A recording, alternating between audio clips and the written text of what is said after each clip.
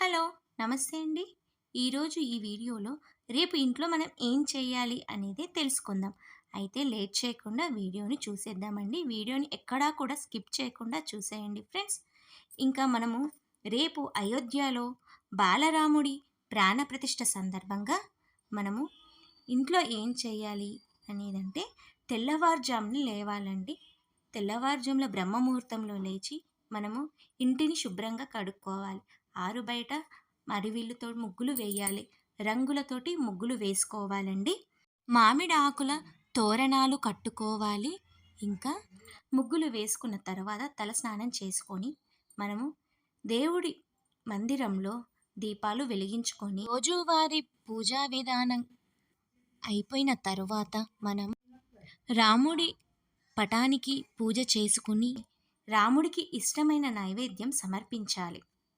ఇలా సమర్పించుకొని తర్వాత మనము 108 సార్లు రామజపం చేసుకోవాలండి. అలా రామజపం చేసుకున్న తర్వాత మనము ఇంటిల్లపాది కూడా అక్కడ అయోధ్యలో ప్రాణప్రతిష్ఠ అయిపోయిన తరువాత మనము ఆ అక్షింతలను మన తల మీద వేసుకోవాలండి. అలా అక్షింతలు మన తల మీద వేసుకున్న తర్వాత మిగిలిన అక్షింతలను దేవుడి మందిరంలోనే పెట్టుకోవాలి. ఇలా మనము బీరువాలో పెట్టుకోవడం వల్ల అవి ఎక్కువ రోజులనేది మనకి ఉండవన్నమాట. అందుకని గాలి బాగా వీచే ప్రదేశంలోనే మనం అక్షింతలను పెట్టుకోవాలి.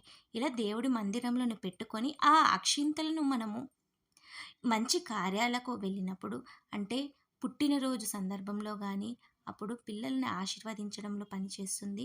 ఇంకా ఉద్యోగరీత్యా వాళ్ళు ఏదైనా మంచి పని మొదలు పెట్టినప్పుడు మనము ఆ అక్షింతలతోటి వాళ్ళని ఆశీర్వదించవచ్చండి. ఈ విధంగా అక్షింతలనైతే మనం వాడుకోవచ్చనమాట. ఇంకా మనము 5 దీపాలను ఖచ్చితంగా వెలిగించాలండి. 5 దీపాలను ఎక్కడెక్కడ వెలిగించాలి అంటే సాయంత్రం పూట దేవుని మందిరంలో 2, మన గడప దగ్గర 2, తులసి కోట దగ్గర 1.